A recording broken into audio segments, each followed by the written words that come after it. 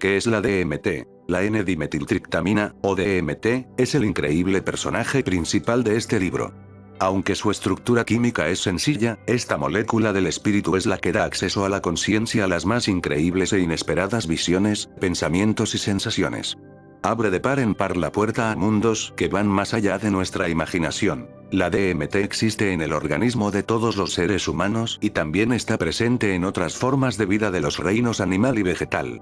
Es parte de la composición normal de los seres humanos y otros mamíferos, de animales marinos, hierbas y granos, sapos y ranas, hongos y mohos, cortezas, flores y raíces. El alquimista psicodélico Alexander Shulgin dedica a la DMT un capítulo entero de su libro Tikal. Triptamines primero avec known and loved, las triptaminas que he llegado a amar.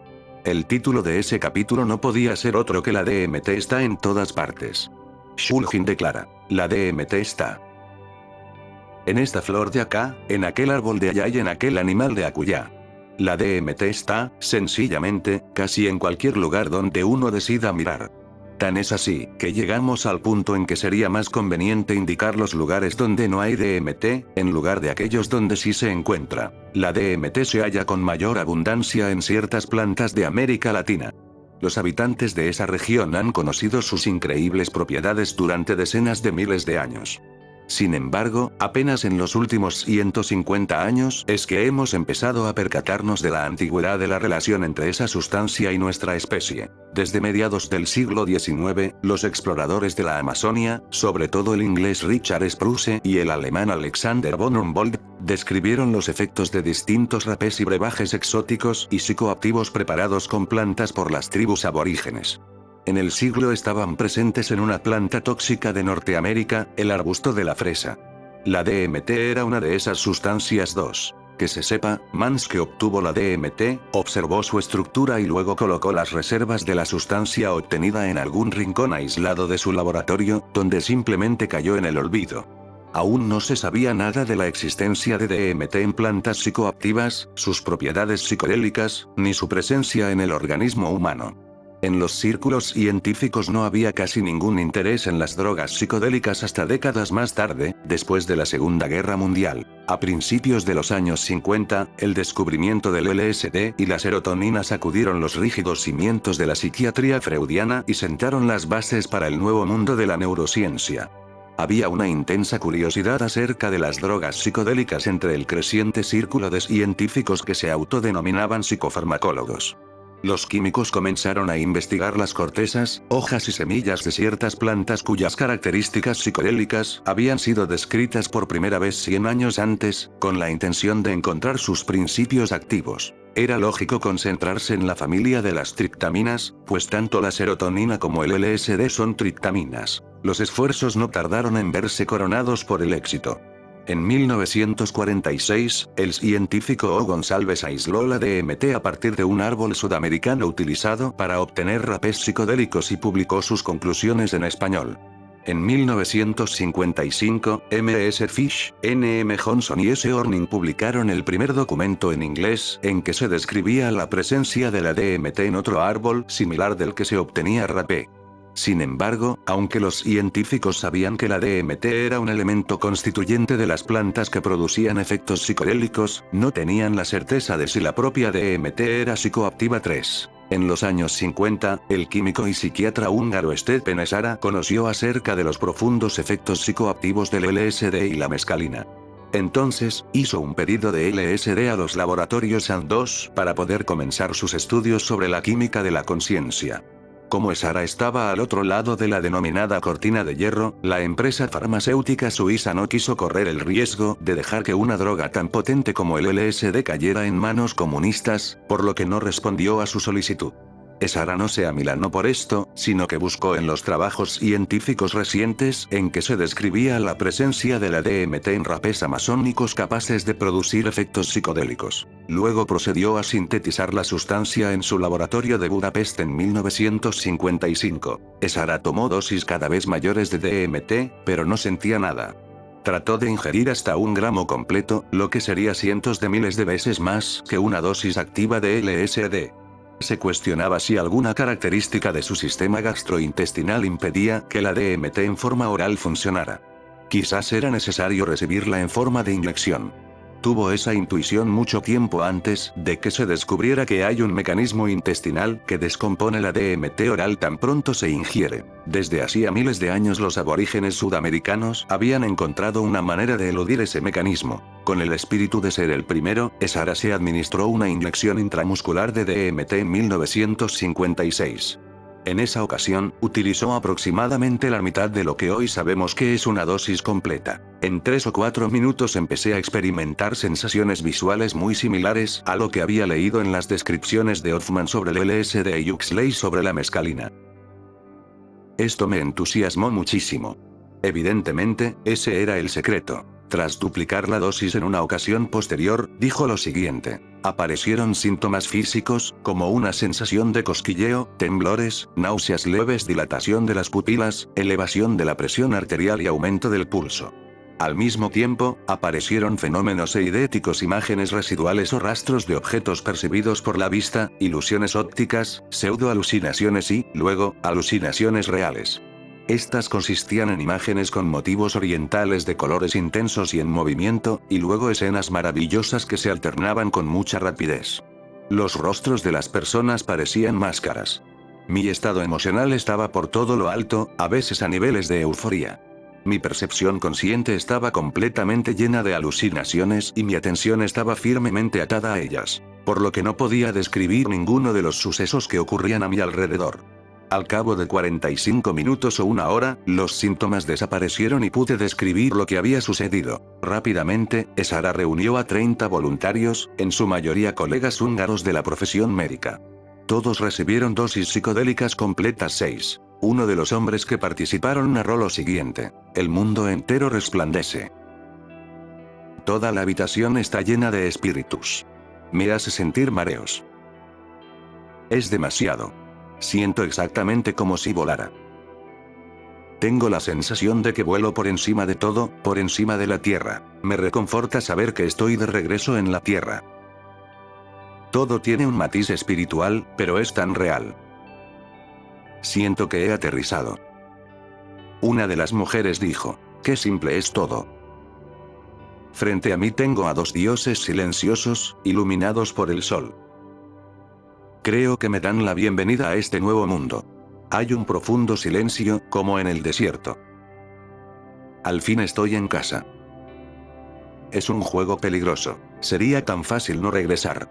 Tengo una vaga idea de que soy doctora, pero eso no es importante. Los lazos familiares, los estudios, los planes y recuerdos me resultan muy distantes. Solamente este mundo es importante. Estoy libre y completamente sola. El mundo occidental había descubierto la DMT, y la DMT había entrado en su conciencia. A pesar de que sus voluntarios tuvieron ocasionalmente una mala experiencia, a Esara le gustaba la DMT por su efecto de corta duración. Era más o menos fácil de usar, plenamente psicodélica y se prestaba para experimentos que duraran pocas horas. Tras escapar de Hungría con su reserva de DMT a finales de los años 50, conoció a un colega en Berlín que lo inscribió en un estudio sobre el LSD. Al fin Esara podía probar aquella fabulosa sustancia psicodélica. Le pareció que sus efectos eran interesantes, pero su duración de 12 horas era excesiva para su gusto. Al emigrar a Estados Unidos, el principal interés investigativo de Esara siguió siendo la DMT. Le vino muy bien en su nuevo empleo en los Institutos Nacionales de la Salud en Bethesda, Maryland, donde trabajó por más de 3 décadas. Durante muchos años fue director de investigación preclínica en el Instituto Nacional sobre el Abuso de Drogas, hasta que se jubiló en 1991. Otros grupos confirmaron el descubrimiento de Esara de que la DMT debe inyectarse para que tenga efecto, e hicieron sus propias contribuciones al respecto. Sin embargo, resulta sorprendente la escasez de información detallada sobre sus propiedades psicológicas de otros científicos aparte de Esara. Por ejemplo, después que Esara se fue de Hungría, el laboratorio húngaro donde trabajaba solamente informó que la DMT en los voluntarios normales ocasionaba un estado psicótico, en el que predominan alucinaciones coloridas, la pérdida de la realidad del tiempo y el espacio, la exaltación, algunos tipos de delirio y, a veces, ansiedad y enturbiamiento de la conciencia. En esa época, uno de los centros que más se había dedicado a las investigaciones sobre sustancias psicodélicas con sujetos humanos en Estados Unidos era el Hospital de Servicios de Salud Pública de Lexington, Kentucky. Allí se les administraron decenas de drogas psicoactivas a hombres que cumplían condenas de prisión por violaciones de las leyes sobre narcóticos, quienes accedieron a participar en la investigación con la esperanza de ganarse así un trato más favorable. Pero lo único que leemos en esos estudios sobre los efectos de la DMT es que los efectos mentales consistían en ansiedad, alucinaciones, generalmente visuales, y distorsiones de la percepción. Fueron menos reveladores aún los estudios realizados en el Instituto Nacional de la Salud Mental de Estados Unidos. En ellos, un grupo de sujetos de investigación contenía experiencia en el uso de drogas psicodélicas solo tenía que indicar en una escala numérica la intensidad de los efectos que sentía con una dosis completa de DMT. No obstante, los autores han incluido el comentario de que la mayoría de esos voluntarios avesados experimentaron los efectos más intensos que habían sentido en su vida. La subcultura psicodélica descubrió la DMT poco después que la comunidad de investigadores, pero los informes iniciales sobre sus efectos le valieron el título de droga del terror. William Burroughs, autor del Almuerzo Desnudo, fue uno de los primeros consumidores de DMT. Los encuentros que tuvieron Burroughs y sus colegas ingleses bajo el efecto de esa sustancia fueron desagradables. Leary nos relata la historia de Burroughs acerca de un psiquiatra que, junto con un amigo, se inyectó DMT en un apartamento de Londres. El amigo empezó a tener un ataque de pánico y el psiquiatra comenzó a verlo como si se hubiera transformado en un reptil que se movía y se retorcía. El médico se vio ante el dilema de no saber dónde aplicar una inyección intravenosa de antídoto a una serpiente de aspecto oriental, o marciano, que no paraba de retorcerse. Este es uno de los mejores ejemplos que existen del poder de un marco y un entorno negativos. Dos personas con la conciencia alterada al mismo tiempo con inyecciones de DMT en un sórdido apartamento, y que una de esas personas sea responsable de la otra. Eso sí que es una droga del terror. Era difícil que la DMT se librara de su aterradora reputación, incluso con las posteriores descripciones positivas que hizo Leary sobre su funcionamiento. La DMT alcanzó cierta popularidad entre los que valoraban la corta duración de sus efectos. Algunos osados consideraron que era posible consumir DMT a la hora de almuerzo, por lo que se ganó el dudoso mote colocón para hombres de negocios. A pesar de que Sara y otros seguían publicando trabajos de investigación sobre la DMT, no dejó de ser una curiosidad farmacológica, una sustancia de efectos intensos, de corta duración y que se encontraba en las plantas. Está claro que el LSD le llevaba ventaja a la DMT en lo que se refiere a causar una impresión apreciable para la comunidad de investigadores en psiquiatría. No obstante, todo esto cambió cuando los investigadores encontraron DMT en el cerebro de los ratones y las ratas y luego descubrieron las vías por las que sus organismos producían esa potente sustancia psicodélica. ¿Existía la DMT en el organismo humano? Parecía probable, porque los científicos habían descubierto enzimas que formaban DMT en muestras de tejido de pulmones humanos mientras las buscaban en otros animales. La carrera había comenzado. En 1965 un equipo de investigación de Alemania publicó un artículo en la importante publicación científica inglesa Nature, donde anunciaba que había aislado DMT a partir de la sangre humana. En 1972, el científico galardonado con el premio Nobel Julius Axelrod, de los Institutos Nacionales de la Salud de Estados Unidos, dijo haber encontrado DMT en el tejido cerebral humano. Otras investigaciones demostraron que también era posible encontrarla en la orina humana y en el líquido cefalorraquídeo que rodea al cerebro. No pasó mucho tiempo hasta que se descubrieron las vías, similares a las de especies inferiores, por las que el organismo humano producía la DMT. Así, esta resultó ser la primera sustancia psicodélica producida endógenamente por el organismo humano. El adjetivo endógeno significa que el compuesto es producido por el propio organismo, endo, dentro, y geno, generado o creado. Esto significa que la DMT puede ser producida internamente por el organismo humano. Hay otros compuestos endógenos con los que nos hemos ido familiarizando a lo largo de los años. Por ejemplo, existen compuestos similares a la morfina, que reciben el nombre de endorfinas. Sin embargo, el descubrimiento de DMT en el organismo humano no provocó tanta fanfarria como el descubrimiento de las endorfinas. Como veremos más adelante en este capítulo, la opinión negativa que en aquellos tiempos predominaba en el país contra las drogas psicodélicas hizo que los investigadores se opusieran a la idea de estudiar la DMT endógena. En contraste, los descubridores de las endorfinas ganaron premios Nobel. Entonces, como es natural, surgió la pregunta más importante. ¿Qué función tiene la DMT en nuestro organismo? La respuesta de la psiquiatría fue: quizás provoca enfermedades mentales. Esta afirmación era razonable, si se tiene en cuenta el precepto de la psiquiatría de entender y tratar las psicopatologías graves.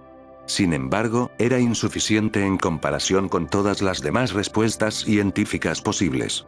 Al limitarse a investigar la función de la DMT en la psicosis, los científicos perdieron una singular oportunidad de seguir profundizando en los misterios de la conciencia. Los científicos creían que el LSD y otras sustancias psicotomiméticas inducían una psicosis modelo de corta duración en los voluntarios normales.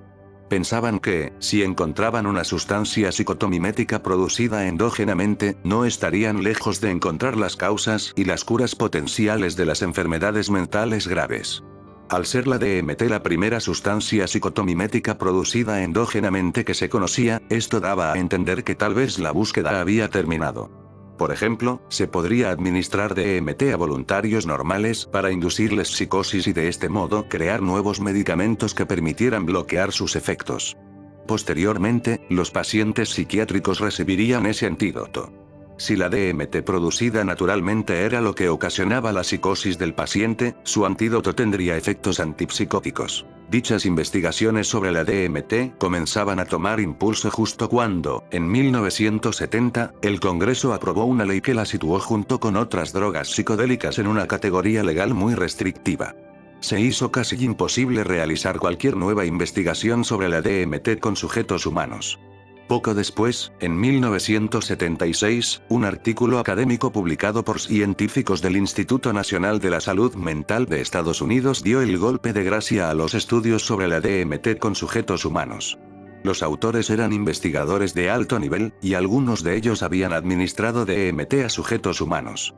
Concluyeron correctamente que las pruebas que vinculaban la DMT con la esquizofrenia eran complejas e imprecisas. Sin embargo, en lugar de sugerir que se hicieran investigaciones más refinadas y meticulosas sobre los temas de desacuerdo, los autores concluyeron: como cualquier buena teoría científica, el modelo de la esquizofrenia basado en la DMT, al final, se confirmará o se refutará sobre la base de los datos que genere heurísticamente. Esperamos que, en el futuro, se presenten datos que den a esta teoría nuevas razones para persistir, o para quedar gentilmente en el olvido. El olvido gentil no tardó en llegar. En menos de un par de años, se publicó el último trabajo científico sobre investigaciones de DMT con sujetos humanos. Casi nadie la echó de menos. La DMT había sido enterrada viva por personas que sentían peligrar su profesión y su reputación por un área de investigación controvertida. El campo de estudio de la relación entre la DMT y la psicosis no se diferenciaba de ningún otro empeño investigativo de la psiquiatría biológica sobre las relaciones complejas e inciertas que existen entre la mente y el cerebro. Al parecer, la insistencia en dejar de lado al tema se basaba en motivos no solo científicos, sino políticos. En general, había dos tipos de estudios en los que se investigaba la teoría sobre la relación entre la DMT y la psicosis. En uno se comparaban los niveles en sangre de DMT en pacientes enfermos y voluntarios normales. En el otro se comparaban los efectos subjetivos de las drogas psicodélicas con los de los estados psicóticos que ocurren naturalmente. El equipo del Instituto Nacional de la Salud Mental, que desestimó la teoría de que existiera una relación entre la DMT y la psicosis, lo que echó por tierra las investigaciones sobre la DMT con sujetos humanos, criticó ambos enfoques. Señaló la falta de diferencias coherentes entre los niveles en sangre de DMT en voluntarios normales y pacientes psicóticos, y desestimó las afirmaciones de que los efectos de la DMT y los síntomas de la esquizofrenia mostraban tener suficientes similitudes como para justificar nuevas investigaciones. Empecemos por analizar los datos sobre los niveles en sangre. Esencialmente, en todos los estudios sobre la DMT se medía su concentración en la sangre extraída de las venas del antebrazo. Sin embargo, no es razonable esperar que estos niveles reflejen con precisión el papel de la DMT en áreas del cerebro sumamente pequeñas, altamente especializadas y bien diferenciadas. Sería aún más improbable encontrar un vínculo estrecho entre los niveles en sangre y los efectos en el cerebro, si la DMT se originaba en el propio cerebro. Esta dificultad es reconocida por todos los científicos, incluso en relación con sustancias químicas cerebrales tan conocidas como la serotonina. Se han hecho decenas de estudios que no han logrado establecer una relación convincente entre los niveles de serotonina en la sangre extraída del antebrazo y los diagnósticos psiquiátricos basados en supuestas anomalías en la serotonina del cerebro.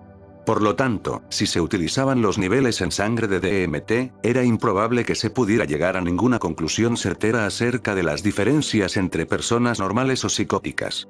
Si los investigadores psiquiátricos exigen contar con esos datos para todas las sustancias químicas del cerebro, ¿por qué no piden que se reste valor a la serotonina? Cuando se trata de comparar la esquizofrenia con la embriaguez producida por la DMT, la situación es aún más nebulosa. La esquizofrenia es un síndrome sumamente complejo. Hay varios tipos, como la paranoide, la desorganizada y la indiferenciada. Tiene muchas fases: inicial, aguda, tardía y crónica. Incluso tiene síntomas prodrómicos que se manifiestan desde antes que la enfermedad sea suficientemente severa como para diagnosticarla. Además, los síntomas de la esquizofrenia tardan meses y hasta años en desarrollarse y las personas modifican su comportamiento para hacer frente a sus experiencias insólitas. A su vez, estas adaptaciones crean nuevos síntomas y comportamientos. No es razonable esperar que un solo medicamento que se le administre una vez a una persona normal reproduzca los síntomas de la esquizofrenia. Nadie en la actualidad afirma que esto sea posible. Más bien, incluso en aquel entonces existía consenso de que había coincidencias importantes entre los síndromes de la intoxicación con drogas psicodélicas y los de la esquizofrenia. Las alucinaciones y otras distorsiones sensoriales, los procesos cognitivos alterados, los cambios extremos y rápidos de estado de ánimo, las perturbaciones del sentido de identidad corporal y personal, son síntomas que pueden ocurrir en algunos casos de esquizofrenia y en estados psicodélicos. En la psiquiatría, siempre hay similitudes y diferencias entre las enfermedades que tratamos de entender y los modelos para estudiarlas. Siempre se buscan mejores modelos, pero utilizamos los que tenemos, sin olvidar sus deficiencias. La opinión del grupo del Instituto Nacional de la Salud Mental de que los efectos de la DMT no producían un estado psicótico válido no era compatible con las teorías aceptadas en las investigaciones sobre psiquiatría, ni tampoco con la práctica o los datos conocidos. Si el fundamento científico para desestimar las investigaciones sobre la DMT con sujetos humanos era tan exiguo, ¿por qué las descontinuaron? ¿Qué significaba toda la retórica sobre la vida y la muerte, las nuevas razones para persistir y el olvido gentil? Los datos clamaban por mayores aclaraciones. Pero los científicos federales optaron por distanciarse de un campo extraordinariamente prometedor e instaron a otros a hacer lo mismo. La DMT se encontraba en medio de circunstancias desfavorables. Las investigaciones racionales sobre su función se dejaron de lado por el furor contra las drogas psicodélicas que marcó el uso y abuso descontrolados de dichas sustancias. Esta decisión de limitar el acceso a las drogas psicodélicas, debido a los grandes temores relacionados con la salud pública, afectó por igual a las investigaciones sobre la DMT, el LSD y otras drogas psicodélicas. Los intereses políticos se impusieron a los principios científicos. Atrapados en las arenas movedizas de tratar de demostrar su papel en la esquizofrenia y pisoteados por la estampida de opiniones negativas contra las drogas psicodélicas, quienes estudiaban la DMT no se atrevían a formular la pregunta más evidente e importante, a la que no se dio respuesta en la primera ronda de investigaciones. ¿Qué función tiene la DMT en nuestro organismo? La DMT es la más sencilla de las drogas psicodélicas que contienen triptamina. En comparación con otras moléculas, la de DMT es bastante pequeña. Su peso es de 188 unidades moleculares, lo que significa que no es mucho más grande que la de glucosa, el azúcar más sencilla presente en nuestro organismo, que pesa 180 unidades moleculares y es solamente 10 veces más pesada que una molécula de agua, que pesa 18 unidades. En comparación, el LSD pesa 323, y la mescalina pesa 211 unidades. La DMT está estrechamente relacionada con la serotonina, el neurotransmisor sobre el que tanto influyen las drogas psicodélicas. La farmacología de la DMT es similar a la de otras drogas psicodélicas conocidas. Afecta a los puntos receptores de serotonina de la misma manera que lo hacen el LSD, la psilocibina y la mescalina. Estos receptores de serotonina están distribuidos por todo el cuerpo y pueden encontrarse en los vasos sanguíneos, los músculos, las glándulas y la piel. Sin embargo, el cerebro es donde la DMT tiene sus efectos más interesantes. Allí hay áreas donde abundan esos receptores de serotonina sensibles a la DMT y que influyen en el estado de ánimo, la percepción y el pensamiento. A pesar de que el cerebro bloquea el acceso de la mayoría de las drogas y sustancias químicas, la DMT le atrae particularmente. No sería exagerado afirmar que el cerebro tiene sed de esa sustancia. El cerebro es un órgano altamente sensible, muy susceptible a las toxinas y los desequilibrios metabólicos. La barrera hematoencefálica es un escudo casi impenetrable que impide que los agentes no deseados que transporta la sangre atraviesen las paredes de los capilares y penetren en el tejido cerebral. Esta defensa es tal, que incluso elude a los carbohidratos complejos y grasas que otros tejidos utilizan para extraer energía. En lugar de ello, el cerebro consume solamente el combustible más puro que existe, el azúcar sencilla, o glucosa. Con todo, ciertas moléculas esenciales se someten a un transporte activo para atravesar la barrera hematoencefálica. Existen pequeñas moléculas transportadoras especializadas que las llevan al cerebro mediante un proceso que requiere una cantidad importante de valiosa energía.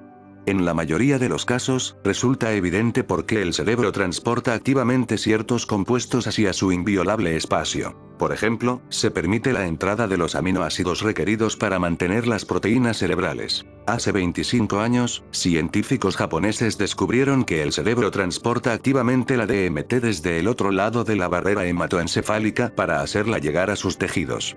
No tengo conocimiento de ninguna otra droga psicodélica que este órgano trate con semejante avidez.